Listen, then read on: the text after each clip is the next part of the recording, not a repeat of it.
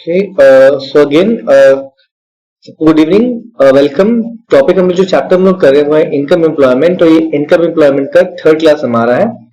इसके पहले हम डिस्कस क्या क्या चीजें क्या पहले वो समझा दूं। जो हमने डिस्कस किया था पहले वाले क्लासेस में हमारा था केनेशियन थ्योरी। इनकम एंड एम्प्लॉयमेंट का हमारा जो बेसिक चैप्टर का है वो अंडरस्टैंडिंग क्या है, और हमने ये कवर किया था कि जो हमारा कंजम्पशन हैबिट है, यानी कि जो प्रोपेंसिटी टू कंज्यूम एंड जो हमारा प्रोपेंसिटी टू सेव हमारा था, वो चीज था क्या हमारा, उनके रिलेशन वगैरह। जो नहीं देखे हैं वो जो वीडियो हमारा जो प्रीवियस क्लास है इस चैप्टर का हमारा जाके रेफर करना, समझ में आ जाएगा। हालांकि अभी ये चैप्टर जो हम लोग कर रहे हैं कि तुम्हारे सिलेबस में शायद एग्जाम में भी ना हो, आने वाले एग्जाम में तुम्हारे हो, तो उसमें इंटरेस्ट थोड़ा सा कम हो सकता है। लेकिन पता है पूरे अगर मैक्रो इकोनॉमिक्स का मैं बात करूं एज अ टीचर, तुम्हारे लेवल पर जाके देखूं, तो जो चैप्टर किसी बच्चों को कंफ्यूज करेगा पूरे पूरे मैक्रो इकोनॉमिक्स में, मैं बोलूंगा वो चैप्टर हमारा इनकम एम्प्लॉयमेंट ही हमारा। बिकॉज इसमें इतना सारा चीज है ना कि लोग भूल जाएंगे कुछ दिन के बाद कि था क्या ये चैप्टर। तो हालांकि इसलिए मैं रिकॉर्ड भी क्लास कर लिया, और जब हम लोग पूरा माइक्रो खत्म करने के बाद मैक्रो में एंटर करेंगे तब इस चैप्टर को मैं फिर से स्टार्ट करूंगा। ध्यान देना, तो हमारा डबल रिविजन हो जाएगा, तुम्हें इसमें जरा से भी तुम्हें दिक्कत नहीं आएगा इस चैप्टर को लेके। तो पढ़ो आराम से, एग्जाम अगर ऑनलाइन हो रहा है तो इन दैट पर्टिकुलर केस। तो आगे चलते हैं हम लोग, बात करें चैप्टर में हमारा। तो मैं तुम्हें फिर से याद दिलाऊं, तुम्हारा तो ऊपर चैप्टर ही तुम्हारा जो है गवर्नमेंट इस चैप्टर की जो थ्योरी को यूज करती है, मतलब है तो चैप्टर बहुत बड़े लेवल पर प्रैक्टिकल वर्ल्ड में, लेकिन अभी थ्योरी वर्ल्ड में इस चैप्टर को बस एज अ एक्सट्रैक्ट तुमको बना के दिया गया पढ़ने के लिए। तो हम लोग बातें करेंगे उसी मेंटालिटी के लिए कि है क्या। तो ध्यान देना कि किसी भी कंट्री में, किसी भी इकोनॉमी में हर साल में कोई ऐसा मूवमेंट जरूर 2-3 महीनों के लिए आता है जहां पूरा नेशन का, पूरे इकोनॉमी का जो तुम्हारा होता है बिजनेस, ये इनकम एंड एम्प्लॉयमेंट तुम्हारा होता है लोगों का, वो कम हो जाता है। क्यों? ये बेसिक नेचर है। क्यों? इसका रीजन हम लोग चैप्टर के एंड में जानेंगे ऐसा होता क्या है। तो इसको बढ़ाने के लिए गवर्नमेंट करती क्या है, गवर्नमेंट को पता है किसी भी कंट्री में डेवलपमेंट के लिए क्या चाहिए, कंजम्पशन होना चाहिए। और किसी भी कंट्री का कंजम्पशन बहुत हो रहा है तो कंट्री में जॉब भी बहुत सारे होंगे। ठीक है, अगर मान के चलो बहुत सारे लोग सामान लेने के लिए मार्केट जाएंगे तो मार्केट में बहुत सारे सामान आएंगे, सामान बनेंगे फॉर एग्जाम्पल। तो गवर्नमेंट जानती है इन चीजों को, तो गवर्नमेंट करती क्या कि शॉर्ट रन में बस यही कोशिश करती है कि किस तरीके से लोगों कंजम्पशन को बढ़ाया जा सके, ताकि प्रोडक्शन जो है इंडस्ट्री का वो तुम्हारा बढ़े, उससे एम्प्लॉयमेंट बढ़े, उससे इनकम बढ़े। अगर लोगों का इनकम बढ़ेगा तो लोग फर्दर फिर से अपना जो एक्सपेंडिचर बढ़ाएंगे। ध्यान देना, तो हमने यहाँ पे समझा था कि गवर्नमेंट कैसे लेती है, क्या क्या एक्सपेंडिचर हमारा होता है। हमने जाना था हमारा 4 तरह का हमारा एक्सपेंडिचर हमारा होता है। पहला जो तुम देखोगे, अगर एग्रीगेट स्पेंडिंग बोलूं या एग्रीगेट तुम एक्सपेंडिचर बोलूं, तो दोनों की चीज हमारा है। अगर पहला बात तो हमारा क्या, प्राइवेट कंजम्पशन एक्सपेंडिचर हम तुम करते हैं घर वाले। सेकंड में इन्वेस्टमेंट एक्सपेंडिचर जो करते हैं बिजनेस या हमारा करते हैं प्रोड्यूसिंग, जो हमारा फर्म करते हैं, ध्यान देना, उनका हमारा कंजम्पशन। अब अगर मैं आगे बात करूं तो हमारे गवर्नमेंट का कंजम्पशन। फोर्थ टाइप का अगर स्पेंडिंग के बारे में अगर हम बात करें तो वो हमारा होता था, ध्यान देना, जो हम लोग नेट एक्सपोर्ट, ध्यान देना कि नेट इंपोर्ट चलो कह लो, वो हमारा था। तो हमने इस पढ़ा कि जो अगर गवर्नमेंट अगर चाहेगी तो पहला सोर्स क्या होना चाहिए गवर्नमेंट का, कि गवर्नमेंट को इंटरनल, ध्यान देना मैं रिपीट कर रहा हूं इस सेंटेंस को, कि गवर्नमेंट को जो है इंटरनल डोमेस्टिक पहले कंजम्पशन बढ़ाना पड़ेगा, तब जाके तुम्हारा जो है कंजम्पशन बढ़ेगा और इंडस्ट्री को बूस्ट मिलेगा। तुमने पढ़ा था, हम सब बात कर रहे हैं पहले के बारे में बात कर रहे हैं पूरा अभी तक, ध्यान देना। तो वहां पर हमने क्या पढ़ा था कि जो प्रोपेंसिटी टू कंज्यूम पढ़ा था, कि लोगों का भाई कंजम्पशन हैबिट क्या है, पहले गवर्नमेंट उसके बारे में स्टडी करती है। फिर उसका अलग तो एस्पेक्ट पढ़ा था कि लोगों का सेविंग्स हैबिट क्या है, जितना पैसा वो सेव करते उतना पैसा वो खर्च नहीं करते, या उल्टा अगर मैं बोलूं जितना पैसा वो खर्च करते उतना पैसा वो सेव नहीं करते। तो हमने लास्ट वाले क्लास में प्रोपेंसिटी टू सेव और प्रोपेंसिटी टू कंजम्पशन को ध्यान से समझा था। फिर भी अगर डाउट हो रहा है कोई दिक्कत नहीं, हम इस चैप्टर पर दोबारा आएंगे एक बार फिर से कवर करने के बाद। ठीक है, तो अब तक जो हम लोग पढ़ रहे थे लास्ट क्लास तक, वो हमारा था डोमेस्टिक कंजम्पशन को बढ़ाने का उपाय या उनके बारे में एनालिसिस। लेकिन अब जो हम पढ़ने वाले, ध्यान देना, ये हमारा नेक्स्ट टाइप का हमारा कंजम्पशन होता है जो फर्म्स करते हैं। क्या लिखा है हेडिंग, ध्यान देना ऊपर में ये ब्लू रंग में, इन्वेस्टमेंट एक्सपेंडिचर। ध्यान देना, अगर तुम्हें याद होगा पिछले चैप्टर का तुम्हें टॉपिक, तो किसी भी कंट्री में 4 तरह के हमारे स्पेंडिंग होते हैं। डिजायर्ड स्पेंडिंग, ध्यान देना, पहला spending by private household, spending by तुम्हारा इंडस्ट्री या तुम्हारा प्रोड्यूसिंग फर्म्स, गवर्नमेंट, और तुम्हारा नेट इंपोर्ट नेट एक्सपोर्ट चलो कह लो। तो हमने पढ़ा था कि सिम्पली के लिए लास्ट दो हम एक्सपेंस है ना, उनको हम लोग हटा दिया अपने स्टडी में से, जो हम लोग स्टडी कर रहे थे। तो पहला हमने पार्ट समझ लिया कि जो प्राइवेट कंजम्पशन एक्सपेंडिचर, उनको इन्फ्लुएंस करने वाले फैक्टर्स हमारे क्या थे। अब जो हम पढ़ेंगे आज वाले क्लास में, जो हम स्टार्ट करेंगे अभी, वो हमारा है किसी भी इंडस्ट्री या किसी भी प्रोड्यूसिंग फर्म का इन्वेस्टमेंट के बारे में हम लोग डिस्कस करेंगे। ठीक है, मुझे पता है कि तुम लोग कंफ्यूज हो सकते हो चीजों को लेके, बहुत दिन हो गया ना इसीलिए, लेकिन जब एग्जाम तुम लोग का आएगा, तुम लोग उस वीडियो खोल कर देखोगे, तुम्हें समझ में आ जाएगा। तो एक बार मैं तुमसे फिर से रिप्लाई लूंगा, बिकॉज जरूरी रिप्लाई लेना चीजों के रिगार्डिंग। तो हम लोग क्या जो आगे पढ़ने वाले हैं वो तुमको चल रहा है, पता है हम लोग क्या पढ़ने वाले हैं? हमने पहले, मुझे रिप्लाई करो व्हाट्सएप में, ग्रुप में जाके, जो हम लोग खत्म कर चुके हैं वो था हाउस होल्ड के एक्सपेंडिचर के बारे में। अब जो पढ़ने जा रहे हैं वो हमारा है प्रोड्यूसिंग फर्म्स के एक्सपेंडिचर के बारे में, कि उसको कौन कौन सा चीज इन्फ्लुएंस हम लोग करता है। तो मुझे फास्ट रिप्लाई कर दो व्हाट्सएप में कि हम लोग क्या पढ़ने जा रहे हैं, वो तुम्हें समझ में आ रहा है, या तो मैं 2 मिनट और लूंगा समझाने में कि हम लोग पढ़ने क्या जा रहा है आखिर में। मुझे रिप्लाई करो फास्ट थोड़ा सा। नीतीश को समझ में आ रहा है? ठीक है, ऑलमोस्ट सभी ने रिप्लाई किया, सबको समझ में आ रहा है, चलो ठीक है। तो मैं फिर से बोल दूं कि हम लोग जब समझने जा रहे हैं कि प्रोड्यूसिंग फर्म्स हमारा है, वो स्पेंडिंग कहां कहां करते, उनका स्पेंडिंग किन किन फैक्टर्स पे डिपेंड करता है। जैसे ये फैक्टर्स है ना, अगर ये अपना स्पेंडिंग बढ़ा देंगे तो ध्यान देना एम्प्लॉयमेंट तुरंत आगे बढ़ जाएगा। ठीक है, चलो बाकी के बारे में जो हम लोग का हाईलाइट वाला पार्ट, हम लोग खाली वही पढ़ेंगे। तो इन्वेस्टमेंट किसको बोलते हैं? दो हमारा वर्ड है, इन्वेस्टमेंट, एक्सपेंडिचर। तो अगर मैं बात करूं अपना इन्वेस्टमेंट किसको बोलते हैं, तो इकोनॉमिक्स में तुमने क्लास पढ़ा 11 में भी, अभी फिर से रिपीट करता हूं कॉमन सेंस में। इन्वेस्टमेंट का मतलब होता है प्रोसेस, ध्यान दें, प्रोसेस जहां पर मैं क्या करता हूं, अपने कुछ प्रोडक्टिव रिसोर्सेज को लगाता हूं उस प्रोसेस में। क्यों? ताकि लगाने के बाद उस प्रोसेस में मैं कुछ रिटर्न गेन कर सकूं। समझ में? इसको बोलते हैं इन्वेस्टमेंट। सिंपल डेफिनेशन होता है, investment means a process of deploying productive resources in order to get something in return। Clear है? मैंने क्या किया, 10 लाख रुपए लगा दिया बैंकिंग सिस्टम में, मतलब मैंने इन्वेस्ट किया बैंक में। क्यों? ताकि मुझे बैंक इंटरेस्ट दे, तो उसे कहेंगे इन्वेस्टमेंट, ध्यान देना। लेकिन अगर वही तुम 10,000 रुपीज इन्वेस्ट कर दोगे अपने कपड़ों में, जूतों में, और फॉर एग्जाम्पल क्या नाम है, कार में फॉर एग्जाम्पल लेके चलो, तो उससे मुझे कुछ रिटर्न नहीं मिलेगा, तो वो इन्वेस्टमेंट नहीं है। तो हर समय कुछ खरीद लेना, ध्यान देना, हमारा इन्वेस्टमेंट नहीं होता है, बल्कि इस मोटिव से होना चाहिए हमारे रिसोर्स लगाना कि हमें कुछ वापस मिल सके। तो हम यहाँ पे क्या डिप्लॉय कर रहे हैं, क्या लगा रहे हैं, हमारा प्रोडक्टिव रिसोर्स, ध्यान देना। वो हमारा टाइम भी हो सकता है, वो हमारे पैसे भी हो सकते हैं। ठीक है, इसे बोलते हैं इन्वेस्टमेंट। तो इन्वेस्टमेंट कौन करेगा? हाउस होल्ड कभी नहीं, हाउस होल्ड हमेशा सेव करता है, ध्यान देना। लेकिन आजकल को जो प्रैक्टिकल वर्ल्ड है, वहां पे हाउस होल्ड भी इन्वेस्टर बन गया, वो भी शेयर परचेस करते हैं। तो लोग थियरी यहां पर पढ़ेंगे, तुम इस माइंडसेट से लेके चलना कि यहाँ पे इन्वेस्टमेंट अभी फैक्ट्रियां, कंपनियां ही तुम्हारी करेंगी, उनके पास ही प्रोडक्ट रिसोर्स तुम्हारे हैं। क्योंकि हाउस होल्ड तुम्हारा काम क्या है? कंजम्पशन करना। तो इन्वेस्टमेंट नहीं करेगा, हम लोग बेसिक अजम्पशन में लेके चलते हैं इस टॉपिक में। तो कौन करेगा इन्वेस्टमेंट, कौन पैसे लगाएगा? प्रोड्यूसिंग फर्म, ध्यान देना, ताकि वो कुछ एक्स्ट्रा बेनिफिट मिल सके इन रिटर्न। तो पढ़ते रहो क्या लिखा हुआ है। Investment refers to that part of the aggregate output, मतलब हमारा पैसा या जो हम कर रहे हैं, which takes the form of new plants, new capital equipments and machinery, new structures, factories, offices, building, residential house, etc. and addition to business inventories, stock of goods। ध्यान देना, डेफिनेशन मैंने बोला था, वो डेफिनेशन तो क्लास 11 में तुम्हें पढ़ा होगा इन्वेस्टमेंट का, जब मैंने क्लास में पढ़ाया था वो घमरिया में, ध्यान देना। लेकिन अभी यहाँ पर बस वही चीज है, इसको और डीप जाके समझा दिया। तो प्रोडक्शन आउटपुट को यूज करते हो किसमें? फैक्ट्री परचेज करने में। अब एक प्रोड्यूसिंग यूनिट या प्रोड्यूसिंग फर्म क्या खरीदेगा? रॉ मटेरियल परचेज करेगा, फैक्ट्रीज खरीदेगा, इक्विपमेंट परचेज करेगा। मतलब उसका जो एक्सपेंडिचर होगा ना, उसका नेचर यही होगा कि भैया प्रोडक्टिव रिसोर्स परचेज कर रहा है। कभी क्या करेगा? वो उनको लगाएगा तुम्हारा प्रोडक्शन प्रोसेस में, और वो सभी रिसोर्स काम करेंगे प्रोडक्शन प्रोसेस में। कल को मेरे को वो बेनिफिट या मुझे इकोनॉमिक गेन दे कर जाएंगे, तो कहते हैं इन्वेस्टमेंट।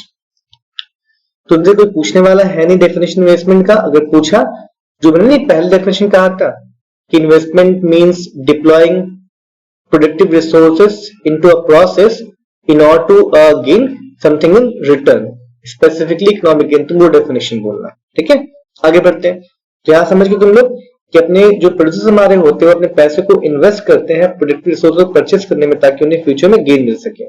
इसको बोलते हैं इन्वेस्टमेंट एक्सपेंडिचर। एक्सपेंडिचर खर्च करना, क्या खर्च करना, कुछ सामान लेने के लिए जो सामान मुझे हेल्प करेगा फ्यूचर में क्या बोलते हैं ये प्रॉफिट गेन करने में। तो अगर मैं बात करूं तो हमें दो तरह का मुझे मिलता है इन्वेस्टमेंट, एक तो होता है प्राइवेट इन्वेस्टमेंट, एक मुझे मिलता है पब्लिक इन्वेस्टमेंट। तो है ना, पैसे जो लगाते हैं कोई भी किसी भी में पैसे लगते हैं प्रोडक्शन प्रोसेस में, दो लोग लगाते हैं पैसे, एक तो गवर्नमेंट लगाती है पैसे, फिर नॉर्मल पब्लिक लगाती है पैसे। सेकंड तुम देखोगे कोई प्राइवेट सिंगल पर्सन है वो तुम्हें लगाता है पैसे।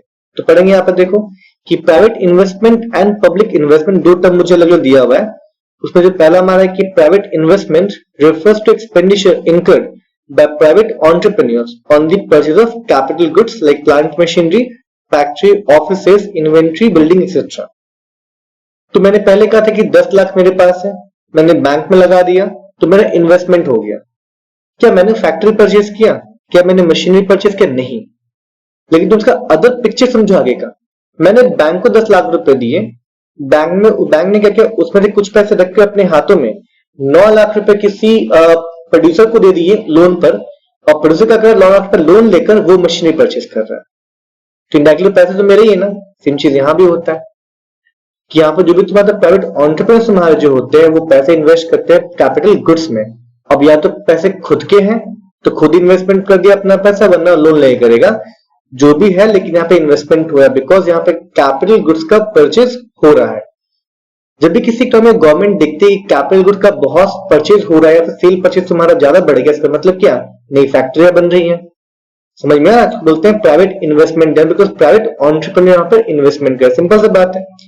अब अगर मैं बात करूं कि पब्लिक के बारे में, तो पब्लिक का मतलब तुम्हारा क्या होता है, गवर्नमेंट। ठीक है, जो रेगुलेटर है उस पर्टिकुलर इकोनॉमी की, गवर्नमेंट, ध्यान देना, जब वो इन्वेस्टमेंट करती है। अब तुम पूछो कि गवर्नमेंट क्यों इन्वेस्टमेंट करती है, ध्यान देना, सिंपल सा बात है कि गवर्नमेंट दो तरह के तुम्हारे करती है इन्वेस्टमेंट। ठीक है, डेवलपमेंट, नॉन डेवलपमेंट।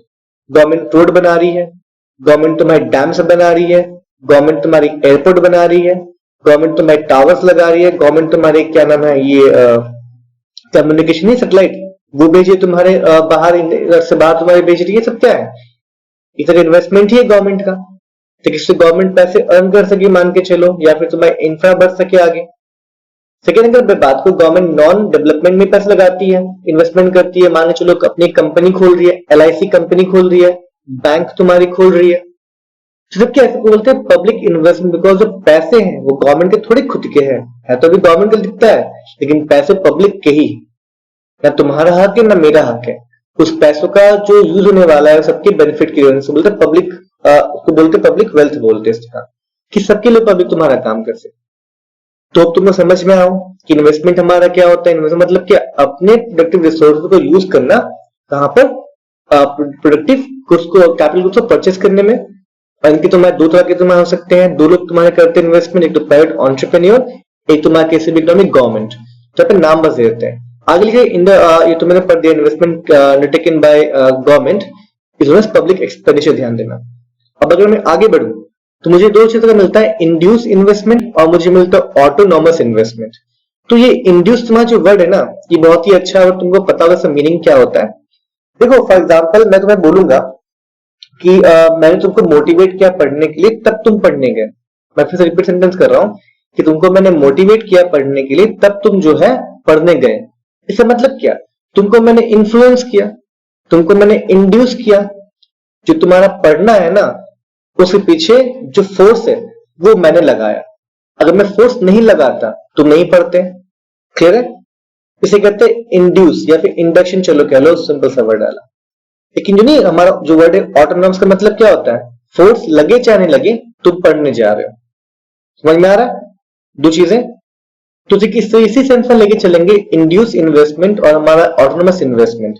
तो हम इन्वेस्टमेंट कब करते हैं, जब हमारा इनकम होता है। तो इनकम बढ़ेगा तो इन्वेस्टमेंट भी बढ़ा देंगे हम, है कि नहीं, बताओ। इनकम मेरा फर्दर और बढ़ा, हम इसमें इन्वेस्टमेंट और बढ़ा देंगे। तो यहां का तुम अगर फील करोगे ना कि मैंने इन्वेस्टमेंट क्यों बढ़ाया, बिकॉज मैं इनकम बढ़ा। अगर इनकम नहीं बढ़ता तो हम इन्वेस्टमेंट बढ़ाते ही नहीं। तो मतलब जो इन्वेस्टमेंट बढ़ रहा है इनकम के बढ़ने से, उस पार्ट को हम बोलते हैं मेरा इंड्यूस्ड इन्वेस्टमेंट। ध्यान देना, अगर मानो कि पहले मैं 100 रुपए इन्वेस्टमेंट हर महीने करता था, जब मेरा मंथली सैलरी मान चलो 100 रुपए 1000 रुपए थे, अब मेरा मंथली सैलरी जो है 1500 रुपए हो गया मान के चलो, तो मैं इन्वेस्टमेंट करता हूं मंथली 130 रुपए। तो 30 रुपए का चेंज यहां पर आया। तो क्यों आया? क्योंकि मेरा इनकम बढ़ा। तो 30 रुपए जो मेरा है उसे कहते हैं इंड्यूस इन्वेस्टमेंट। जो फंक्शन हमारा होता है इनकम का, ध्यान देना। लेकिन 30 तो हम लोग एक्स्ट्रा किए ना, लेकिन 100 तो अभी भी कर रहे हैं। नेट 130 रुपए तुमको दिख रहा है, लेकिन ब्रेक करो 100 रुपए और 30 रुपए, 100 तो मैं अभी भी कर रहा हूं। कितना भी मैं इनकम क्यों ना हो जाए, एक जो बेसिक जो लेवल का जो इन्वेस्टमेंट है वो तुम घर बार करते रहेंगे, तो उसको बोलते हो ऑटोनोमस इन्वेस्टमेंट। चाहे मेरा इनकम बढ़े चाहे घटे, उतना तो मैं इन्वेस्टमेंट करेंगे, वो मेरा फिक्स इन्वेस्टमेंट करना। तो जो भी इन्वेस्टमेंट पे इनकम फंक्शन नहीं करता है उसको बोलते हैं ऑटोनोमस इन्वेस्टमेंट। खुद से हो रहा है, उस पे इनकम का घटने बढ़ने का फर्क नहीं पड़ा, उतना तुम डाल ही रहे हैं, ध्यान देना, इन्वेस्टमेंट अपना। लेकिन जो भी चेंज में जा रहा है इन्वेस्टमेंट में बढ़ने का, फॉर एग्जाम्पल उसे कहते हैं इंड्यूस इन्वेस्टमेंट। इनकम बढ़ने से वो पार्ट में बढ़ जाता है। डेफिनेशन पढ़ते हैं, यहाँ पे कोई दिक्कत नहीं है।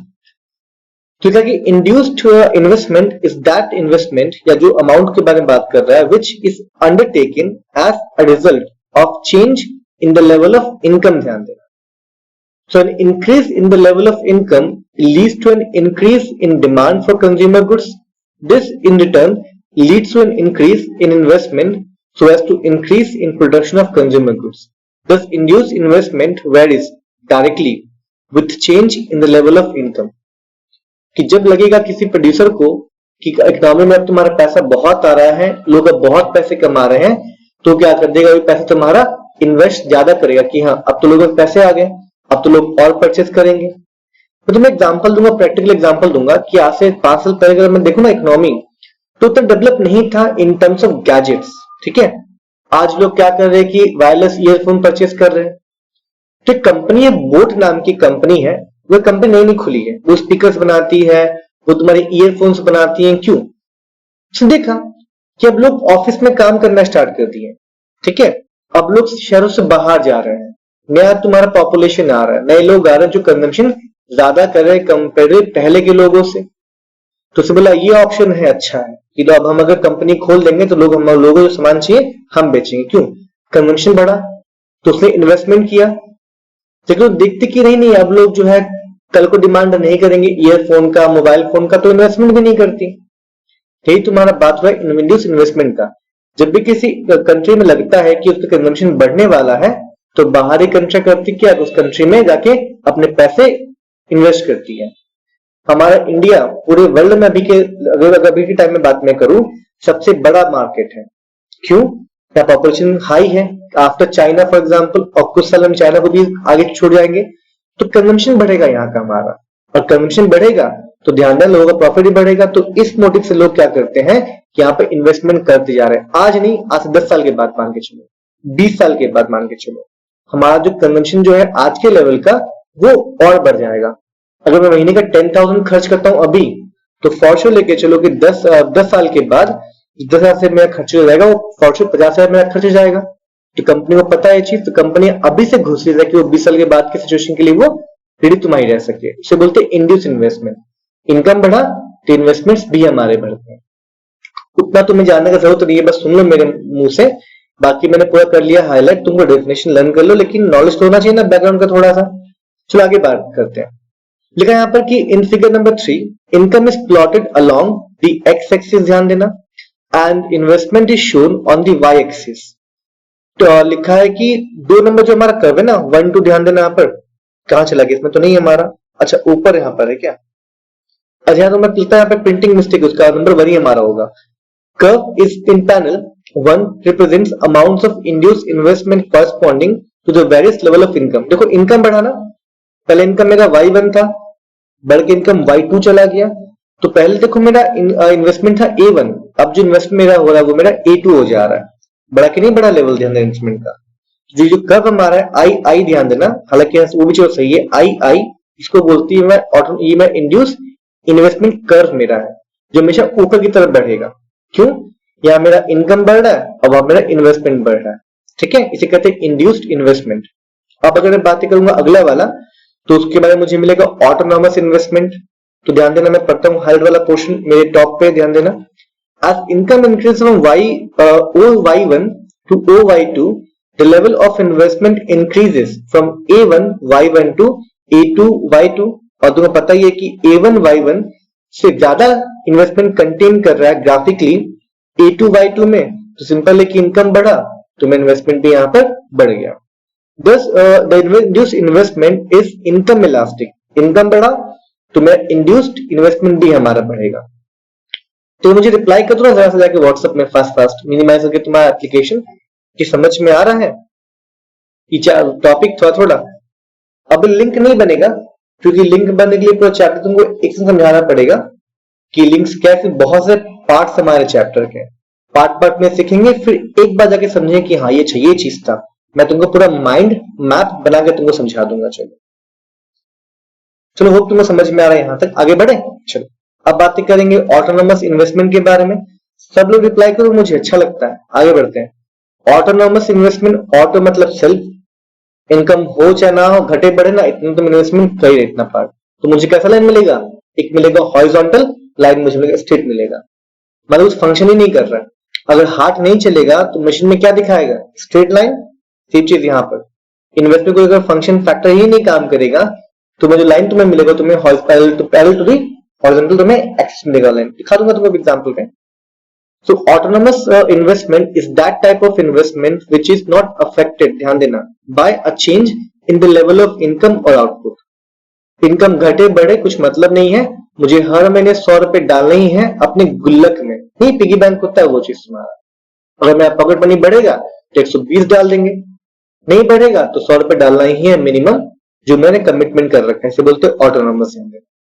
The curve for autonomous investment is given in panel number 2, दिखाऊंगा तुम्हें भी फिगर में। और figure number 3 is a horizontal line parallel to x axis। ध्यान देना, क्या मैं तुम्हें ड्रॉ तो नहीं कर पाऊंगा, सॉरी, क्योंकि मेरे पास इसमें पीडीएफ में ड्रॉ करने का ऑप्शन मेरे पास नहीं आता। तुम्हें दिख रहा है मैंने ऊपर लाइन टाना हुआ है पेंसिल से, वो लाइन नहीं बल्कि नीचे वाला जो नहीं ए आई जो है तुम्हें दिख रहा है, ये हमारा है ऑटोनोमस इन्वेस्टमेंट। वो Y1 पे भी A1 ही है, Y2 पे भी तुम्हारा A1 ही है। इस तरीके से तुम्हारा मान के चलो, तो तुम मैच करोगे ना, तो इनकम लेवल कुछ भी हो, Y2 Y1 घट रहा बढ़ रहा है। इन्वेस्टमेंट का तुम अगर देखोगे जो AI वाला पोर्शन मेरा जो कर्व है वो मेरा ऑटोनोमस, इतना तो हम कर ही रहे हैं। फिर मौका मिलेगा तुम लोग को, फिर से मैं इसको लाऊंगा ना टॉपिक, जब तुम्हारा ये पीपीटी फाइल में जहां मैं ड्रॉ कर पाऊंगा और तुमको ड्रॉ के समझाऊंगा थोड़ा सा चीज, ठीक है। तो मुझे पता क्या तुम लोग कर्व समझ में आया कि हॉरिजॉन्टल में एक्सिस कैसे मिला। Y1 इनकम पे भी तुम्हारा वही लाइन है, Y2 इनकम पे भी तुम्हारा वही लाइन है, और वहां पे जो इन्वेस्टमेंट मेरा है तुमको सेम दिखा रहा है। मुझे रिप्लाई करो जरा व्हाट्सएप पे, क्या तुम लोग को ये ऑटोनोमस इन्वेस्टमेंट समझ में आया? क्या है लाइन को देखकर कि ये पैरेलल तो तुम्हारा एक्स एक्सिस मेरा है, इस पे कोई चेंज ही नहीं आ रहा है, घट बढ़ ही नहीं रहा है। लेकिन जो पहले हमारा था वो तुम्हारा इंड्यूस वाला, वो तुम्हारा स्लैंट तिरछा के ऊपर को जा रहा है। चलो रिप्लाई मुझे आ रहा है, चलो ठीक है, थोड़ा समझ में आएगा, टेंशन नहीं है। हम लोग इस चैप्टर को फिर से रिवाइज करेंगे बाद में कभी जब एग्जाम्पल में आए। चलो ठीक है सर, थोड़ा हाँ मुझे पता है नीतीश, थोड़ा समझ में आएगा, टेंशन मत लो। ये बेसिक, अरे बाबा तुम बिलीव नहीं करोगे, नहीं फर्स्ट चैप्टर हम पढ़ते अपने क्लास 12 में, माथे से ऊपर चला गया था। पता नहीं टीचर मेरा बेकार था क्या था, मुझे खुद नहीं पता, माथे के ऊपर चला गया था, कुछ समझ में नहीं आया था। हम तो मुंह ताकते रहे, क्या पढ़ाया गया पता नहीं चला मेरे। बाद में जब खुद से पढ़े बैठ के तो समझ में आया, और मुझे कम से कम 3-4 बार पढ़ना पड़ गया। तो टेंशन मत लो, हम 3-4 बार ही पढ़ेंगे इस चीज को। आगे बढ़ो। The curve for autonomous investment AI given panel number 2 और फिगर नंबर 3। अरे ऐसा बात नहीं है, हम भी स्टूडेंट थे, हमको जनरल समझने में 1.5 महीना लग गया था। क्या करें, लोल थे बच्चे, क्या हमारे टीचर लोल थे, पता नहीं क्या था। The curve for autonomous investment is given in panel number 2, हम ही लोल थे क्योंकि हमें एफर्ट नहीं डाले थे। और figure number 3 is a horizontal line parallel to x-axis which indicates that the amount of investment is same। हालत में सेम ही है at each level of income, whether OY1 income हो चाहे मेरा OY2 इनकम हो, इन्वेस्टमेंट का अमाउंट हमको हर amount में सेम हमको मिल रहा था। Hence autonomous investment is income inelastic. अब देखो इस पार्ट से क्वेश्चन पूछता क्या है, डिफरेंस पूछ देगा, डेफिनेशन पूछ देगा, बस दो चीज तुमसे पूछता है। तो सरल सा डेफिनेशन है, बैठ के 10 मिनट लर्न करोगे तुमको याद हो जाएगा, समझना ज्यादा जरूरी है। सो यहाँ जो नहीं जो आइटलिक में तुमको दिया हुआ है, जस्ट उस लाइन के ऊपर लिखा है ना, ब्लू वाला लिखा है, मैं पढ़ता हूँ, चलो क्या है दिया है तुमको। It is important note that while explaining the determination of income and output in simple Keynesian model, simple Keynesian model में क्या हमने assumption लिया, दो assumption लिया था। पहला कि इकोनॉमिक क्लोज्ड है, सिर्फ हाउस होल्ड है और तुम्हारा प्रोड्यूसर है, कोई गवर्नमेंट नहीं है और तुम्हारा कोई एक्सपोर्ट भी यहाँ पर इम्पोर्ट एक्सपोर्ट भी तुम्हारा नहीं हो रहा है। सेकेंड चीज क्या, हमने कंजम्पशन को देते वक्त बस दो ही कंजम्पशन में लिया था एक्सपेंडिचर, माय मिस्टेक, दो हमने एक्सपेंडिचर लिया था, एक तो तुम्हारा हाउस का तुम्हारा कंजम्पशन एक्सपेंडिचर, एक हमारा फर्म्स का इन्वेस्टमेंट एक्सपेंस, बोलते हैं सिंपल केनेशियन थ्योरी, जहां पर इकोनॉमिक क्लोज्ड है और सिर्फ दो तरह का एक्सपेंडिचर ही हमारा है।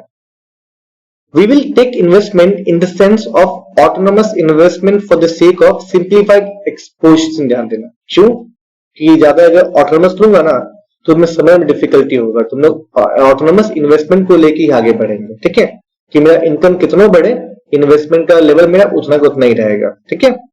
चलो अब हम लोग क्या करने जा रहे हैं, इस चैप्टर के एंड को पहुंचने जा रहे हैं। आई रिपीट, हम लोग अब क्या करने जा रहे हैं, हम लोग इस चैप्टर के एंड को पहुंचने जा रहे हैं और उस एंड में हम लोग को 3-4 मेन थ्योरीज मिलेगा, जहां हम समझेंगे कि इस चैप्टर का हमारा था ना वो यूटिलिटी, वो था क्या। तो पहले ध्यान देना कि determination of equilibrium income and output. अब ये इक्विलिब्रियम इनकम एंड आउटपुट का मतलब क्या है, समझो ध्यान से, पढ़ने समझो ध्यान से। अगर पता है पूरे इकोनॉमिक्स में बोला गया आता है कि भैया इक्विलिब्रियम पे रहो।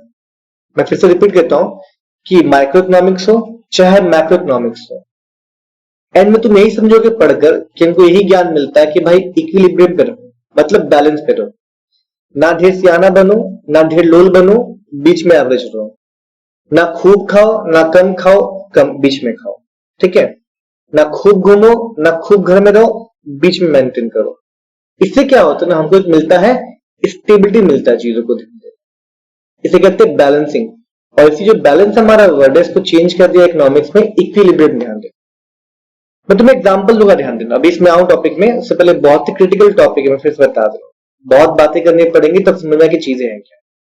तुम सोचो कि कोई तुम्हारा प्रोड्यूसर है, बहुत ही उत्साहित है, प्रोड्यूसर जो करता है प्रोडक्शन, ध्यान देना, बहुत उत्साहित है, वो बहुत सामान बनाया जा रहा है, बोल रहा क्या है, हम 10,000 पीस प्रोडक्शन करेंगे, 20,000 पीस प्रोडक्शन करेंगे, करो भाई कोई दिक्कत नहीं। एक्सेस कर रहा है कि नहीं कर रहा production, I repeat, excess production कर रहा है कि नहीं कर रहा है, अच्छा बात है, करेगा तो भाई लोगों को एम्प्लॉय करेगा, पहले 10 लेबर थे अब 100 को एम्प्लॉय करेगा, एम्प्लॉयमेंट बढ़ेगा। लेकिन पता है इस उसके उत्साहपन का ना एक नेगेटिव इंपैक्ट भी पड़ेगा उसके ऊपर लॉन्ग रन में जाके। वो क्या देखेगा, जितना बिक रहा है हम उससे ज्यादा क्या कर रहे हैं, तुम्हारा प्रोडक्शन कर रहे हैं। एक मोमेंट ऐसा आएगा जब उसका पूरा गोडाउन भर जाएगा। समझ में आ रहा है कैसे? तो तुम्हें एग्जांपल दूंगा। तुम धीरे धीरे खाना खाते हो, लेकिन मम्मी तुम्हारी जो है बहुत फास्ट तुम्हें रोटी लाकर तुम्हारी थाली पर परोस देती है, तो पता कुछ देर बाद क्या होगा, अभी रोटी कम था, तुम कंटिन्यू खाते जा रहे हो, लेकिन तुम्हारा खाने का जो स्पीड है वो कम है ना, आने से तुम्हारे पास स्टॉक कितना हो जाएगा, तो तुम क्या करो, खाना छोड़ दोगे या बोलोगे रुक जाओ, तुम्हें मम्मी खाना बनाना बंद कर देगी। सेम चीज यहां होता है कि जब भी कोई प्रोड्यूसर इक्विलिब्रियम पर रहकर प्रोडक्शन नहीं करता है, आउटपुट नहीं करता है, ध्यान देना, या तो उससे कम करे या तो उससे इक्विलिब्रियम पॉइंट से ज्यादा करे, ठीक है, दोनों ही केस में दिक्कत होता है। तो हम पहले केस में बताएंगे पढ़ने से पहले, जब वो इक्विलिब्रियम से ऊपर करता है प्रोडक्शन, जितना रिक्वायर्ड है ना वो उससे ऊपर कर रहा है प्रोडक्शन, मान के चलो, तो इस वाले केस में दिक्कत क्या, सुनो चीज कर रहा है, प्रोडक्शन कर रहा है, एक मोमेंट ऐसा है और देखा कि पूरा गोडाउन मेरा भर गया, इतना बिक ही नहीं रहा है, तब देखा कि अब हमको क्या करना पड़ेगा, 2-3 महीने के लिए प्रोडक्शन बंद करना पड़ेगा। ध्यान देना, बहुत ही इंपॉर्टेंट लाइन बता रहा हूं, आगे वही तुमको दिया रहेगा पैराग्राफ में। तो उसने क्या किया कि बहुत सारा प्रोडक्शन किया, स्टार्टिंग में इतना प्रोडक्शन किया कि उसके पास बहुत सारे स्टॉक तुम्हारा जो पाइलअप हो गए, क्योंकि बनाने का रेट ज्यादा है, बिकने का मेरा रेट कम है।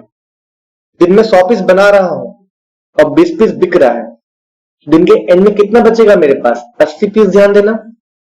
फिर नेक्स्ट मैंने क्या किया कि 100 पीस फिर मैंने नए बना दिए 20 पीस फिर बिका।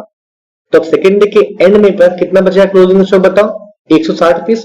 80 पहले का, 80 आज का। ऐसे करते करते क्या होगा, 10वें दिन के एंड में क्या देखोगे कि मेरे पास 800 पीस बचा है स्टॉक में। ठीक है, 20वें दिन 1600। ऐसे करते करते स्टॉक बहुत सारा अंबार लग जाएगा। अब वो क्या देखिए प्रोड्यूसर कि मुझे ना 6 महीने के लिए बंद करना पड़ेगा प्रोडक्शन। क्यों? ये स्टॉक भर गया है, पहले बिके फिर करेंगे। दिक्कत यहां आ गया। अब जहां वो 6 महीने के लिए प्रोडक्शन बंद कर देगा ना, तो लेबर्स क्या हो जाएंगे? अनएम्प्लॉयड। आई रिपीट, लेबर्स क्या हो जाएंगे? अनएम्प्लॉयड। समझ में दिक्कत कहां होता है?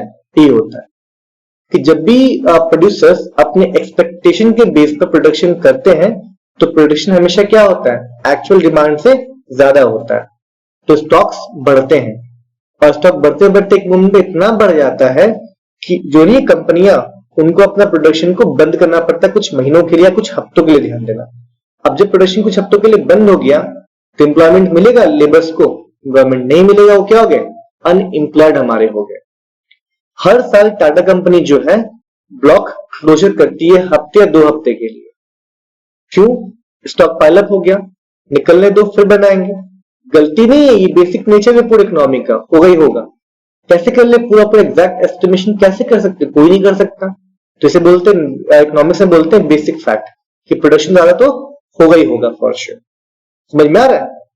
मुझे रिप्लाई करो व्हाट्सएप में, क्या तुमको समझ में आ कि अगर मैं इक्विलिब्रियम से ज्यादा प्रोडक्शन करूं एज अ प्रोड्यूसर तो कुछ दिन बाद मुझे दिक्कत क्या आएगा? मुझे बताओ, जल्दी मुझे बताओ फास्ट फास्ट व्हाट्सएप में। क्या तुमको समझ में ये वाला पहला पार्ट?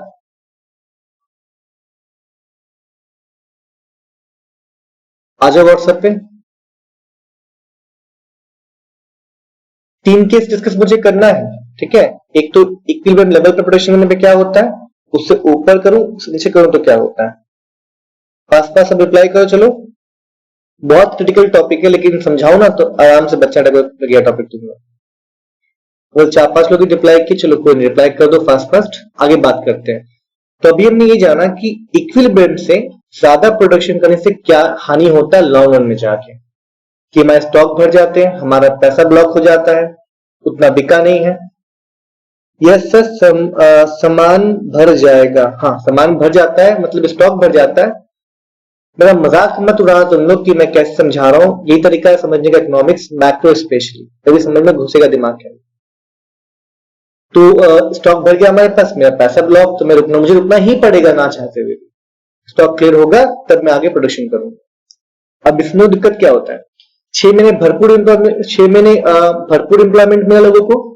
अब उनके मन में क्या कि पैसा तो आ रहा है, जॉब जाएगा नहीं, पैसा आ रहा है। उन्होंने क्या था, कंजम्पशन को, अपनी इन्वेस्टमेंट को बढ़ा दिया। लेकिन जहां हटाक से क्या हुआ कि प्रोडक्शन बंद हो गया, जॉब चले गए मान के चलो, उसमें उनको दिक्कत होना स्टार्ट हो गया। सेम कोरोना में हुआ। मेरा क्वेश्चन सबसे कोरोना में कि भैया क्या आप लोग नीले हो क्या? आपने कभी जिंदगी में इन्वेस्टमेंट या कुछ सेविंग्स नहीं किया क्या? यही वो टाइम है सेविंग्स अपने निकालने का। सेविंग्स करते क्या है बुरे वक्त में, लेकिन लोगों ने अपना कंजम्पशन कम क्यों किया? यही देखकर कि मेरा इनकम कम हो गया, तो हम क्या करेंगे, कंजम्पशन भी कम कर देंगे। सेम चीज यहां भी होता है। जैसे ही हमारे कंट्री के प्रोडक्शन या प्रोड्यूसर्स या जब भी वो लोग अपने प्रोडक्शन को कम कर देते हैं तो धीरे धीरे क्या होता है कि इकोनॉमी में एम्प्लॉयमेंट भी कम हो जाता है, और जब एम्प्लॉयमेंट कम हुआ, इनकम कम, तो लोग कंजम्पशन भी ढाई से कम कर देते हैं। दिक्कत हमारा ये होता है पहला, जब मैं इक्विलिब्रियम पॉइंट से ऊपर प्रोडक्शन करूँ तो। अब अगले केस में चले आते हैं। 3 केस है, यहां पर ध्यान देना। ये इक्विलिब्रियम बीच वाला मेरा उंगली, इसके ऊपर इससे ज्यादा प्रोडक्शन करना। अब मैं बात करूंगा तुम्हारा केस 2, यानी कि इक्विलिब्रियम से नीचे का तुम्हारा प्रोडक्शन करना। ठीक है, वहां दिक्कत तुम्हारा क्या होता है? तो यहां मान के चलो कि बिक रहा है दिन का 100 पीस, हम बना रहे हैं 80 पीस, कैपेसिटी है बनाने का 100 का 100, लेकिन हम अंडर प्रोडक्शन कर रहे हैं। तो इससे क्या होगा कि जो डिमांड होगा ना मार्केट में, वो तो 100 पीस का ही रहेगा, लेकिन जो प्राइस है वो तुम्हारा बढ़ जाएगा। तो यहां पर लोगों को सामान नहीं मिलेगा, गुड्स का हमारा क्या होगा, शॉर्टेज तुम्हारा हो जाएगा। ठीक है, तो इस वाले में प्रोड्यूसर क्या देखिए कि मुझे प्रॉफिट नहीं हो रहा। क्यों? क्योंकि वो जब वो दिन का 100 पीस बना सकता है, 80 पीस ही बना रहा है, तो मतलब अंडर प्रोडक्शन कर रहा है। तो इस केस में एम्प्लॉयमेंट क्या हो रहा है, जनरेट तुम्हारा नहीं हो रहा है, ठीक है। लेकिन इसमें इस केस में प्रोड्यूसर जान जाते हैं कि हमको प्रोडक्शन करना है ज्यादा, तो धीरे धीरे वो क्या करते हैं, प्रोडक्शन को बढ़ा देते हैं। तो मतलब ऊपर भी तो अगर मैं तुम्हें समझाऊं तो इक्विलिब्रियम के लेवल के ऊपर भी तुम्हारा कंडीशन तुम्हारा अच्छे से बैठ नहीं पाता, वो उस पर तुम्हारे मैनेज नहीं कर पाते चीजों को, उसके नीचे भी तुम्हारे क्या होते हैं, चीजों को मैनेज नहीं कर पाते। तो इसलिए इकोनॉमिस्ट क्या बोलते हैं, भैया बैलेंस बना के चलो, कि ज्यादा प्रोडक्शन भी नहीं करना है, कम प्रोडक्शन भी नहीं करना है, एकदम इक्विलिब्रियम लेवल प्रोडक्शन करो ताकि एम्प्लॉयमेंट एक फ्लो बना रहे। तो क्या एक फ्लो बना रहे, ध्यान देना, ठीक है। अगर मैं नदी में पानी नहीं डालूंगा, नदी सूख जाएगा। अगर नदी में मैं ज्यादा डालूंगा पानी फॉर एग्जाम्पल, तो बाढ़ आ जाएगा फॉर एग्जाम्पल। तो इतना ही इसमें बैलेंस पानी डालो ताकि सूखे भी ना और बाढ़ भी ना आए फॉर एग्जाम्पल। बस अगर एग्जाम्पल ये तुम्हारा होता है, इसको कहते हैं इक्विलिब्रियम। ध्यान देना, यहाँ पे उसी के बारे में बात करते हैं। अब मैं पढ़ूंगा, ध्यान देना, तो समझ तो चलेगा, मैं पढ़ूंगा भी यहाँ पर। तो मतलब यहाँ पे तुम समझोगे कि उतना ही किसी प्रोड्यूसर को प्रोडक्शन करना चाहिए शॉर्ट रन में या किसी भी इकोनॉमी में सप्लाई के बराबर। हालांकि एब्स्ट्रैक्ट चीज तुम्हारा एग्जैक्ट एस्टिमेशन नहीं कर सकते कितना पीस ही बनाना, लेकिन कोशिश करना है कि सप्लाई है एग्रीगेट, वो एग्रीगेट डिमांड के बराबर हो ताकि स्टॉक पाइलअप ना हो। फास्ट फास्ट स्टॉक जा भी रहा है, कंपनियों में काम हो भी रहा है, ठीक है। आगे बढ़ते चलो, समझाऊंगा पढ़ के, फिर पूछूंगा समझ में आया कि नहीं आया। अभी पढ़ने का मोमेंट है तो पढ़ता हूं, ध्यान देना कि having discussed the consumption and investment functions in the previous sections, we are now in a position to study and analyze the equilibrium level of income and output.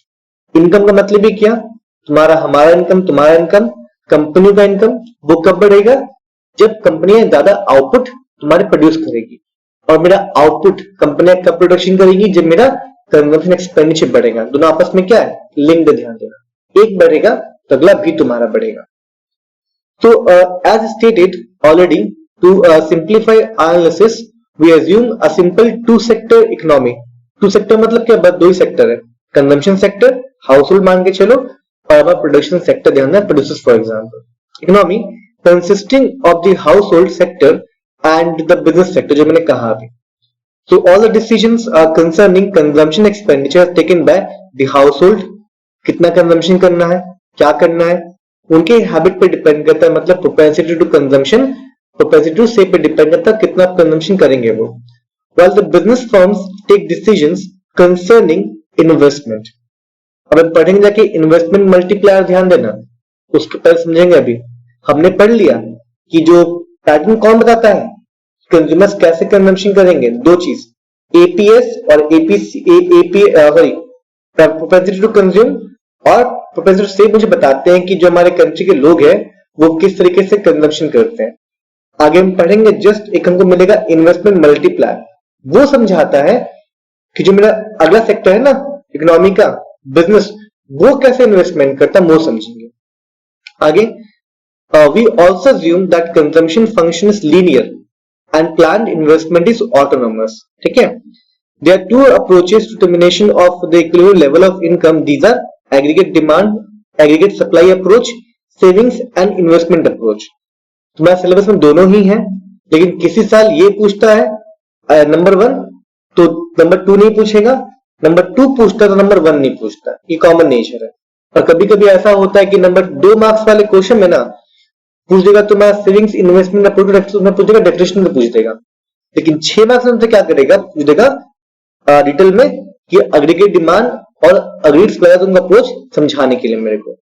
तो हालांकि हमको दोनों ही समझना है, इन शॉर्ट नोट्स अवेलेबल है, लिखा हुआ notes available, वो एग्जाम में लिख के आना है, लेकिन समझना दोनों ही, ध्यान देना। तो मिलता क्या है कि जो मेरे पास एग्रीगेट सप्लाई, एग्रीगेट अप्रोच का हम लोग अप्रोच जो हम पढ़ेंगे यहाँ पर, वो समझेंगे यहाँ पर होता क्या। तो जब थोड़ा सा मैं देखूं कि टॉपिक्स आगे मैंने कवर किया कि मैंने कुछ छोड़ दिया। अच्छा देखो, इन्वेस्टमेंट मल्टीप्लायर जो मैं कहता मिल जाएगा तुम लोग को।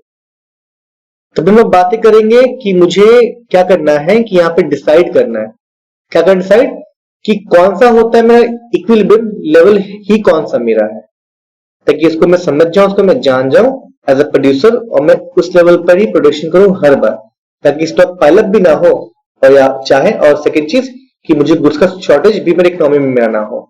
तो यहाँ पे समझेंगे कैसे डिटरमाइन करते हैं उस एग्रीगेट लेवल को। तो अगर तुम इस फिगर देख पा रहे हो थोड़ा सा मेरे पीछे, तो तुमको यहाँ पे पॉइंट दिखेगा, पॉइंट ई। दो तुम्हारे कर्व है ना, एक तुम्हारा वाई कर्व है, एक तुम्हारा ध्यान देना ए ई तुम्हारा कर्व है। दोनों आपस में काट रहे हैं, एक पॉइंट हमारा जो मैंने पेंसिल से गोल किया है जी ई ए। तो ई जो मेरा है वो है मेरा इक्विलिब्रियम पॉइंट। इसको हम प्रूफ करेंगे अपनी थ्योरी में कि ई पॉइंट हमारा कैसे आता है। ध्यान देना, तुम्हारा दिमाग रेडी है समझने के लिए, बिकॉज मैंने पहले बातें कर चुकी, बस समझाऊंगा पढ़ के कि मैंने किस लिए क्या बोला था पहले। तो पढ़ते हैं स्टार्टिंग से। In terms of the aggregate demand and aggregate supply, तो मैं पहले क्लियर कर दूं कि एग्रीगेट डिमांड का मतलब यहाँ पे क्या है। एग्रीगेट मतलब aggregate desired demand house hold का, और तुम्हारा प्रोड्यूसर का, तुम्हारा जो प्रोड्यूसिंग फर्म्स उनका तुम्हारा डिमांड पूरे कंट्री में। सेकेंड बात करूं एग्रीगेट सप्लाई, ध्यान देना जो इनकम का जो मेरा लेवल है, ये जो मेरा आउटपुट जो मेरा लेवल बन क्या है इंडस्ट्रीज में, उसको बोलते हैं एग्रीगेट सप्लाई हमारा। ये एग्रीगेट डिमांड और मेरा एग्रीगेट सप्लाई अप्रोच है जो शॉर्ट टर्म में इनकम या आउटपुट डिटरमाइन करने में मुझे हेल्प करता है। तो approach equilibrium level of income and output in the economy is the one where desired aggregate demand for goods and services is equal to aggregate supply। ध्यान देना, यहाँ पे देखो दोनों तरफ काट रहे ना, ये लिखो मैंने रेड पेन से लिखा है, रेड पेन से एस मतलब क्या एग्रीगेट सप्लाई मेरा है, और जो कर्व है ना वो ए डॉट ई, ये मेरा क्या एग्रीगेट एक्सपेंडिचर, फिर एग्रीगेट एक्सपेंडिचर कर्व मेरा है। आपस में कहां काट रहे हैं, ई पर दोनों इक्वल है, तो ई में जो पॉइंट मेरा होता है उसको बोलते हैं इक्विलिब्रियम पॉइंट, जहां पर सप्लाई इक्वल है डिमांड के। तो जितना पीस बन रहा है उतना पीस बिक भी जा रहा है, मान के चलो कि यहाँ पर जो है स्टॉक पाइलअप भी नहीं हो रहा, इकोनॉमी नॉर्मल चल रहा है। आगे बात करूं एग्रीगेट डिमांड, मैं लाइन से पढ़ रहा हूं बिकॉज अभी मैं हाइट वाला प्रश्न नहीं पढ़ूंगा बिकॉज टिपिकल चीज है, लाइन से पढ़ दिया हूं, ठीक है। सप्लाई के बाद the aggregate demand of the community total desired expenditure comprises planned desired expenditure on consumer goods by the household and planned investment expenditure on capital goods by the business firms. जो मैंने पहले कहा था क्या meaning हमारा होता है aggregate demand का, हम पहले पढ़ चुके हैं इस चैप्टर में, फिर दोबारा मैंने बोल दिया।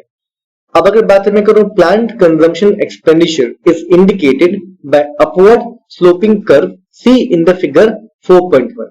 देखो दो कर्व हमारे पास है जो सेम डायरेक्शन में बढ़ रहे हैं तुम्हारे, एक तुम्हारे पास ए ई कर्व है, एक हमारे पास सी कर्व है। ध्यान देना, तो सी तुम्हारा जो कर्व है ना वो कर्व दिखाता है कि हमारा तुम्हारा कंजम्पशन दिखाता है, मतलब consumption done by house holds. लेकिन नीचे तुम जो आई दिख रहा है, जो नीचे तुम्हारा जो आई कर्व है, ये हमारा क्या है ऑटोनोमस इन्वेस्टमेंट कर्व है। तो ये जो आई कर्व है मतलब ये जो खर्च है, पैसे जो खर्च कर रहे हैं, ये हमारे कर रहे हैं प्रोड्यूसर्स कर रहे हैं, ये आई और सी हम कर रहे हैं। तो मैं आई और सी को ऐड कर दूं वर्टिकली, ध्यान दें, तो मुझे एक नया कर्व मिलता है, वो मेरा होता है ए ई कर्व, जहां पर दोनों ही मेरा एडेड है, कंजम्पशन भी और इन्वेस्टमेंट एक्सपेंडिचर भी, बिकॉज इस इन्वेस्टमेंट मुझे एग्रीगेट डिमांड या एग्रीगेट एक्सपेंडिचर मुझे लेना है। तो मतलब भी क्या होता है consumption done by household C curve, और इन्वेस्टमेंट एक्सपेंडिचर डन बाय तुम्हारा प्रोड्यूसिंग फर्म्स आई कर्व। तो मैंने क्या किया सी और आई को मैंने ऐड किया वर्टिकली और मुझे नया कर्व मिला ए डॉट ई, मुझे कर्व नया कर्व मिला। तो मुझे रिप्लाई करो फास्ट जाके व्हाट्सएप पे, क्या समझ में आया उस ए ई कर्व वाला कॉन्सेप्ट कि मुझे ए ई कर्व कैसे मिला। सी कर्व हम जानते हैं प्रोपेसिटी टू कंज्यूम से आ रहा है, आई कर्व हमने पढ़ा ऑटोनोमस कंजम्पशन से। जब मैं दोनों के वैल्यू को ऐड करता हूं ना ग्राफिकली, तब मुझे नया कर्व मिलता है ए ई कर्व। तो मुझे रिप्लाई कर दो फास्ट व्हाट्सएप में, क्या तुमको इस ए ई कर्व समझ में आया कि वो कैसे मिला। तो फास्ट करो रिप्लाई ताकि मैं आगे बढ़ूं थोड़ा सा, ठीक है। समझ में आ गया नीतीश को, समझ में आ गया खुशबू को, समझ में आ गया लक्ष्मी को, वैष्णवी को, ठीक है। अगर समझ में हल्का सा भी डाउट है तो टेंशन मत लेना, हम इस चैप्टर पर दोबारा आएंगे 2-3 महीनों के बाद, ठीक है। टिपिकल चैप्टर है पूरे मैक्रो इकोनॉमिक्स का अब तक का, मुझे ऐसा लगता है, बिकॉज मुझे मेरे बैचलर्स तक समझ में नहीं आया। जब मास्टर्स में गए खुद की कोशिश की समझना पड़ेगा वरना पेपर छूट जाएगा, तब पर सब समझ में आ गया खुद से, लॉजिक बना के तुम आगे समझा रहा हूं अभी। तो मुझे यही कर तो पढ़ता हूं। So showing the positive and linear relation between consumption and income, ध्यान देना कि कंजम्पशन बढ़ रहा है तो मेरा जो कंजम्पशन में इनकम बढ़ रहा है तो कंजम्पशन भी मेरा बढ़ रहा है। लीनियर का मतलब भी क्या होता है, जब रेट ऑफ चेंज मेरा इक्वल हो तब उसे बोलते हैं लीनियर ग्राफिकल, ध्यान देना। आगे बढ़ते हैं। As explained by the Keynesian consumption function, planned investment expenditure की मेरा I है ना, is illustrated in the curve II. वो मैंने पेन से काटा, लेकिन तुम ना हमने जो नहीं नाम दिया कर्व का वो पूरा दिया, यहाँ तो I यहाँ से स्टार्ट हुआ हमारा हो रहा है और I वहां पे एंड रहा, तो I कर्व ध्यान देना, which is a horizontal line because investment expenditure is assumed to be order में जो लोग पहले करके आए हैं कि मतलब इंडियंस को टेंशन नहीं लेंगे, बहुत क्रिटिकल बन जाएगा, इसलिए बेसिक एक ही तरह का इन्वेस्टमेंट लेके आगे चलो, जो कि हमारा है ऑटोनमस इन्वेस्टमेंट हॉरिजॉन्टल। आगे बात करता हूं desired aggregate demand curve, therefore represented by C plus I curve. ये एग्रीगेट डिमांड मेरा क्या है, ये जो नहीं AE कर्व है, पहले देखो नीचे से ऊपर जाते हैं, नीचे मेरा कर्व कौन सा है, I कर्व है, उसके ऊपर मेरा कौन सा कर्व है, C कर्व है। तो मैंने I और C को ऐड कर दिया ग्राफ पे, तो मुझे मिला AE कर्व, जो कि मेरा एग्रीगेट डिमांड कह लो या मेरा एग्रीगेट एक्सपेंडिचर बोल लो, दोनों एक ही मेरा यहाँ पे वर्ड है, दोनों की मीनिंग देना, बस नाम अलग अलग है यहाँ पर, AE aggregate expenditure, aggregate demand मान के चलो। It is derived by taking the vertical summation of C line मतलब consumption line and the investment line, ठीक है।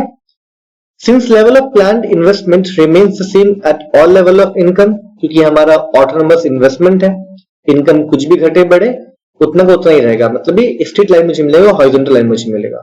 The C plus I curve is parallel to C curve with a constant vertical distance। जो नहीं मैंने line खींचा straight दो curve के बीच में C और AE के बीच में, उसे बोलते हैं कांस्टेंट डिस्टेंस बोलते हैं, और ये डिस्टेंस बराबर होगा I कर्व और X कर्व के बीच का। सिंपल सा बात है, मैं तुम्हें कभी ड्रॉ करूंगा ना अगले 2 दिन क्लास में, तो समझो कि होता कैसे, कर्व का समेशन होता कैसे समझा दूंगा, बिकॉज हमारा है समेशन वाला टॉपिक माइक्रो इकोनॉमिक्स में। आगे बढ़ते हैं, लिखा vertical distance between the two curves at all levels of income. अब हम लोग का स्टार्ट हो रहा है टॉपिक के बारे में बात करना। So aggregate supply refers to the value of total output of goods and services produced in an economy in the year। Policy output produce को मेजर कर रहे हैं, अपने इनकम से मेजर कर रहे हैं, भैया इनकम कितना होगा, जितना प्रोडक्शन करेंगे उतना इनकम होगा। तो पर देखो एग्रीगेट सप्लाई क्या है मेरा, ये मेरा इनकम कर्व है, तो मैं एग्रीगेट सप्लाई बोलूं या फिर कंजम्पशन प्लस सेविंग्स बोलूं, एक ही मेरा होता है कि जितना मैं कंजम्पशन कर रहा हूं प्लस जितना मैं सेव कर रहा हूं, मुझे कितना मिलेगा, मुझे इनकम मिलेगा। तुम लोग कंफ्यूज हो रहे, मुझे पता है, बोलने तो अलग बात है कि मुझे समझाते हो कंफ्यूजन हो रहा है कि तुम्हें समझ में आ रहा है कि नहीं आ रहा है, तो सुन लो खाली थोड़ा सा, फिर मैं कोशिश चेंज कर थोड़ा सा। तो मुझे कर्व मेरा क्या मिला, income curve AS, aggregate supply curve मुझे मिला।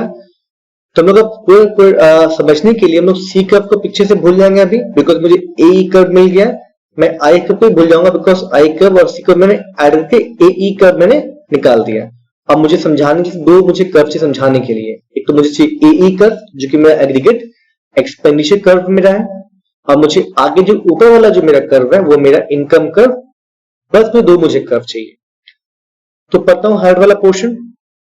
It is depicted by the 45 degree line originating from the point of origin, thus the straight line from the origin which makes 45 angle, यानी के बात हमारा हो रहा है इस वाले के बारे में, AS के बारे में बात हमारा हो रहा है, जो जीरो से स्टार्ट हमारा हो रहा है, origin से स्टार्ट और ऊपर को बढ़ रहा है एकदम कांस्टेंट, तुम्हारा क्या बोलते हैं इसमें, कांस्टेंट रेशियो में आगे बढ़ते जा रहा है, वाई में रखकर, which makes 45 degree angle with the x-axis, since both the aggregate supply and national income in monetary terms, since in a two-sector model, income is partly spent in the form of consumption expenditure and is partly saved।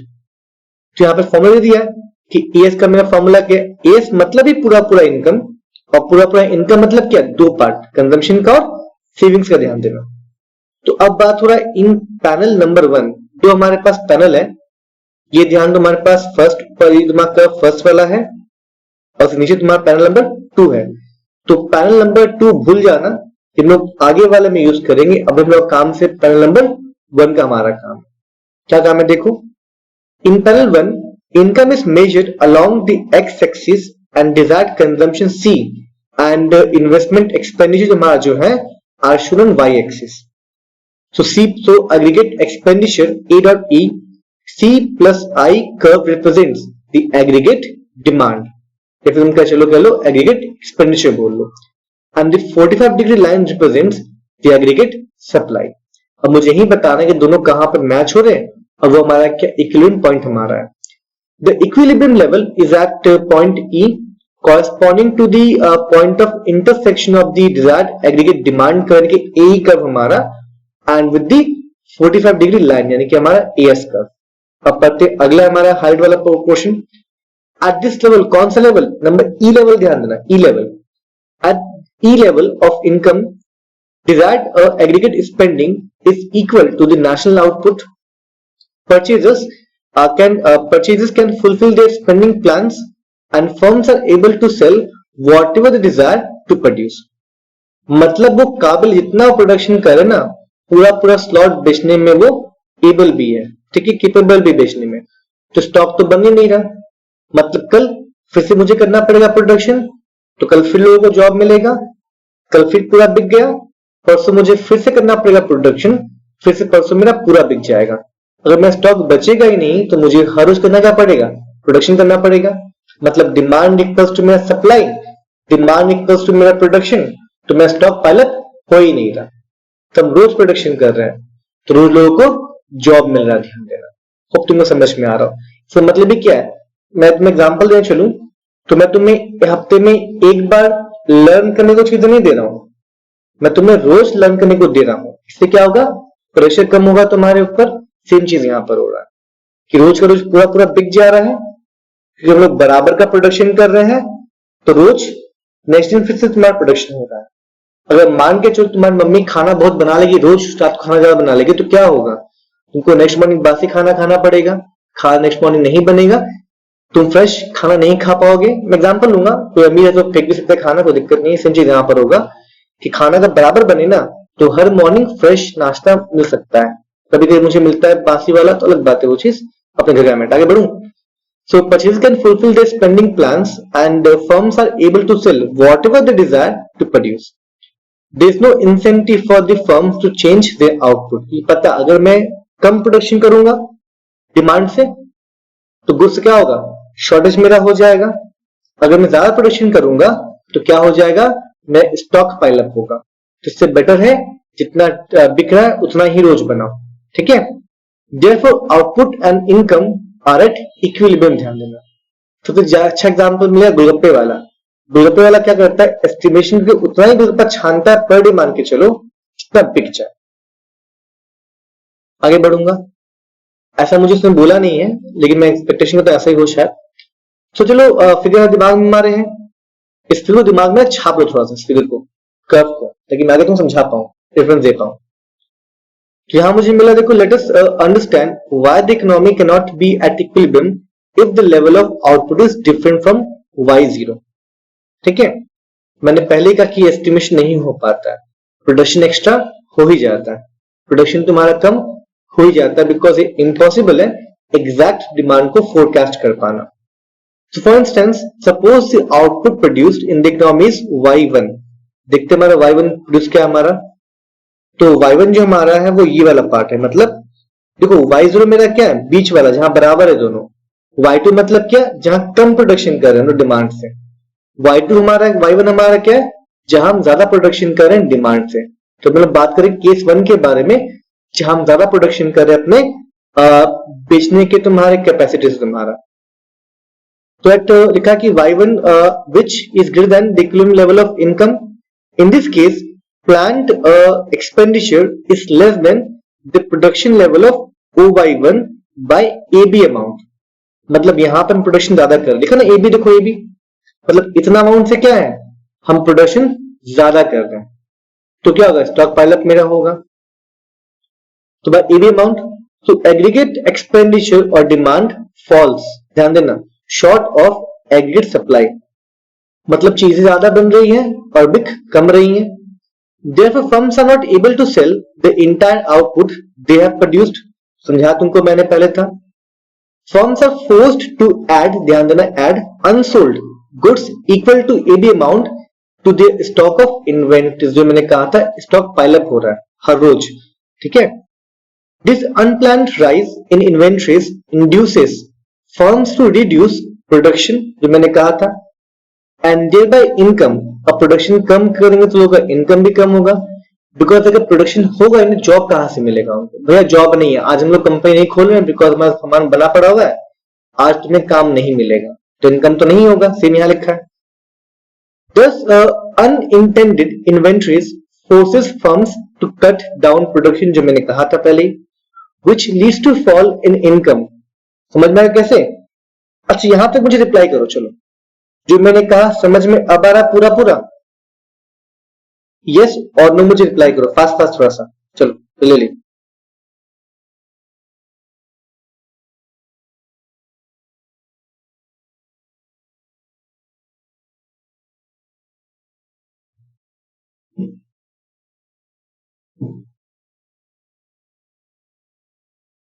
हमने पहले ही बात कर ली इनके बारे में, tension अब तुमको नहीं होगा, चलो आराम से बता दिया, ठीक है चलो, देखा है ना, आगे बात करते हैं, चलो गुड, चलो अच्छा तुमको समझ में आ रहा है। आगे बात करूं उसके आगे, तो हमने केस समझ लिया कि ज्यादा प्रोडक्शन में दिक्कत क्या होती है।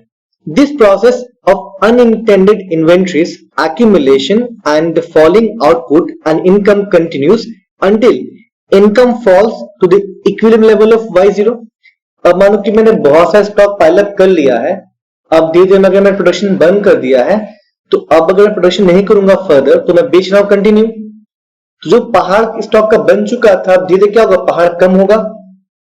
समझ में आ रहा है कम होगा, क्या होगा बताओ?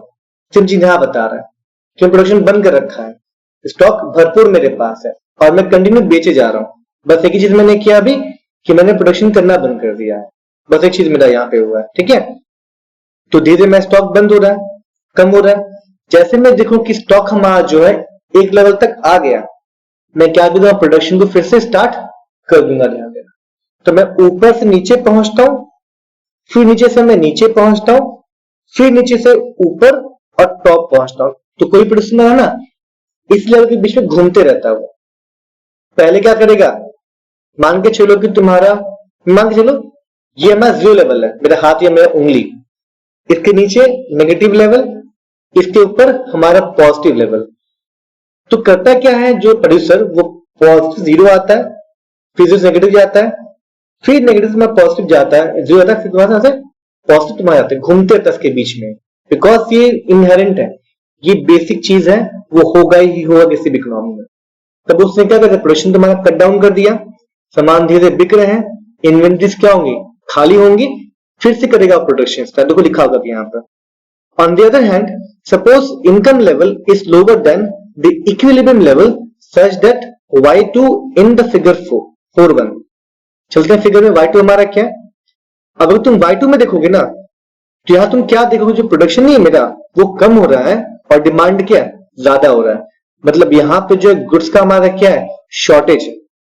तो क्या देखिए प्रोड्यूसर, गुड्स अगर शॉर्टेज है तो प्रोडक्शन ज्यादा करो, तो वो क्या कर देगा, प्रोडक्शन को फास्ट कर देगा, स्पीड कर देगा। जो प्रोडक्शन स्पीड कर देगा ना, तो क्या करेगा वो इस लेवल से, जी लेवल से ई को पार करते करते फिर ए तक पहुंच जाएगा। फिर देखिए स्टॉक पाइलअप हो गया, फिर वो क्या प्रोडक्शन वो बंद कर देगा, फिर ए से फिर जी पहुंच जाएगा, फिर देखिएगा जहां पे गुड्स शॉर्ट होगा फिर से प्रोडक्शन स्टार्ट कर देगा।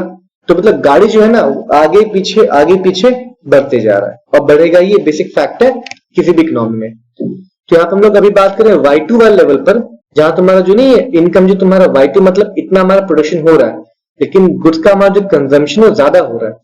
तो प्रोड्यूसर्स को पता है कि प्रोडक्शन अगर डिमांड ज्यादा है तो प्रोडक्शन ज्यादा करना है, तो धीरे क्या कर देगा, प्रोडक्शन को बढ़ा देगा। अब प्रोडक्शन बढ़ेगा तो एम्प्लॉयमेंट बढ़ेगा, एम्प्लॉयमेंट बढ़ेगा तो लोगों का इनकम बढ़ेगा, ध्यान देना। ऑन दी अदर हैंड पढ़ रहा हूं, और यहाँ पर मैं तुमको टॉप पे ले चलता हूँ, चलो टॉप से ध्यान देना, टॉप जगह टॉप से, एकदम टॉप से ध्यान देना, टॉप से लाइन स्टार्ट हमारा हो रहा है। तो on the other hand, suppose income level is lower than the equilibrium level such that y2, मतलब मैं पॉइंट जी के बारे में बात कर रहा हूं इन फिगर नंबर 4।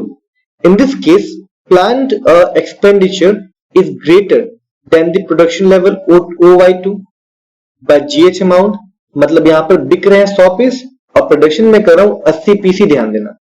तो या तो तुम्हारा 20 पीस जो तुम्हारा वो पहले के स्टॉक से मार रहा है, या तो मैं तुमको सप्लाई ही नहीं कर पा रहा हूं, तो मैं क्या करूंगा, सिंपल जो है प्रोडक्शन को अपना बढ़ा दूंगा कि हाँ भाई लोग मांग रहे हैं, मेरे पास सामान नहीं है, तो काम करो नया मशीनरी परचेज करो, हम लोग और सामान बनाएंगे ताकि स्कूल के शॉर्टेज को मैं मेकअप कर पाऊं, ताकि मुझे प्रॉफिट हो।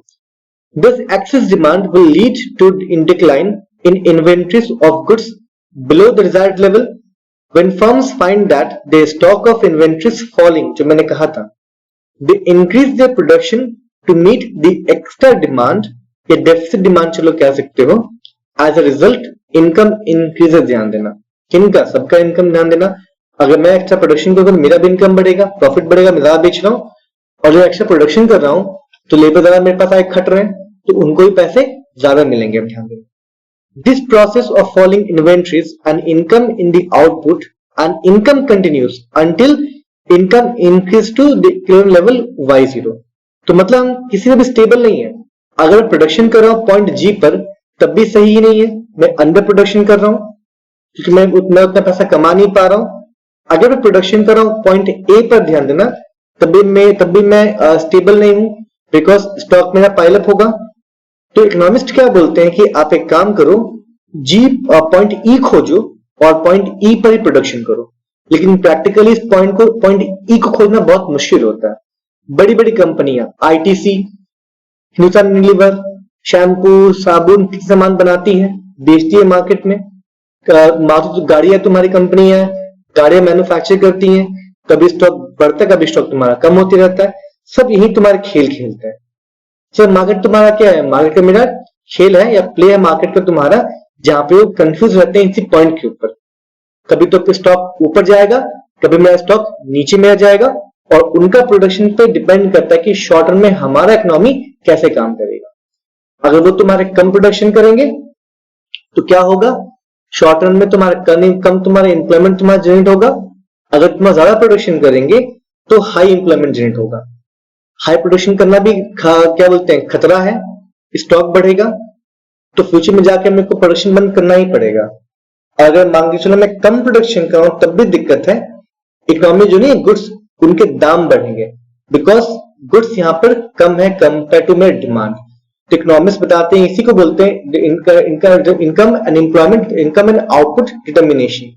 चाहे अगर मैं आउटपुट डिटरमाइन कर पाया शॉर्ट टर्म में तो मैं इनकम डिटरमाइन कर पाऊंगा कितना होना चाहिए एंड ऑल। फॉर एग्जांपल, तो मुझे व्हाट्सएप में चले आओ, मुझे बताओ क्या तुम लोगों को समझ में आया चीज जो मैंने बोला अभी। थोड़ा सा क्रिटिकल है, एक बार में नहीं होगा, कम से कम 4-5 बार मुझे पढ़ाना पड़ेगा, मुझे पता है इस चीज को, तब दिमाग तुमको क्लियरली बैठेगा। और तुमको एग्जाम में इतना बड़ा नहीं लिखना है, ये तो बुक है ना, इसलिए बोलते हैं टीचर तुम्हारा कब काम आता है, नोट्स तुम्हारे कब काम आते हैं। हाँ मुझे पता है थोड़ा थोड़ा है, दोबारा मुझे बोलना ही पड़ेगा डाउट, ठीक है। तो मुझे इतना एग्जाम में इतना बड़ा मुझे नहीं लिखना 6 नंबर में, नोट्स में दूंगा तुमको, नोट्स कितना छापना जो ना होगा बहुत ही क्या सो बोलते हैं कंप्रेस फॉर्म होगा इस आंसर का, बहुत यहाँ पे काटना छाटना पढ़ने के बाद तुमको मिलेगा वो नोट्स जो तुमको एग्जाम में लिखना है, ठीक है। तो समझ सिंपल सिंपल। तो हम लोग का था अप्रोच, एक हमारा था ये एग्रीगेट सप्लाई और डिमांड वाला अप्रोच समझाने में, एक हमारा सेविंग्स एंड इन्वेस्टमेंट अप्रोच। तो मैं दोनों ही, हालांकि रिजल्ट एक ही देगा एंड में, लेकिन दोनों अलग अलग थे तुम्हारा, मैं तो कंफ्यूज नहीं करूंगा। हम लोग इन्वेस्टमेंट और हमारा सेविंग्स जो अप्रोच है हम लोग बात करेंगे अगली कभी क्लासेस में। टॉपिक्स अभी बहुत सारा है, इन्वेस्टमेंट मल्टीप्लायर हमारे पास है, हालांकि ये टॉपिक ही लास्ट है, उसके बाद टॉपिक इस चैप्टर को एंड कर देंगे। मतलब 2-3 क्लास अभी और लगेगा, कुछ प्रैक्टिकल क्वेश्चंस भी यहाँ पर है, 2-3 हमारा क्लास और लगेगा, चैप्टर हमारा आराम से क्लोज हो जाएगा, ठीक है। करने के बाद फिर से हम माइक्रो में एंटर करेंगे और फिर मैक्रो में दोबारा आएंगे। इस चैप्टर को कम से कम 2 से 3 बार पढ़ना पड़ेगा तब तुमको समझ में आएगा। एग्जाम में कम से कम इस चैप्टर से come out of 80 marks 15 marks तुम्हारे क्वेश्चन आराम से आते हैं इस तुम्हारे चैप्टर में से, इनकम एम्प्लॉयमेंट में से। तो जो भी 80 आउट ऑफ 80 टारगेट कर इकोनॉमिक्स में, वो ये चैप्टर छोड़ के जा ही नहीं सकते, ठीक है। समझोगे तो लर्न नहीं कर पाओगे, पहला मोटो है। तुम इसको दोबारा पढ़ेंगे फॉर श्योर, वहां पर समझेंगे इस चीजों को, ठीक है। जिसको जितना समझ में आया उतना लेके चलो, कोई टेंशन नहीं है।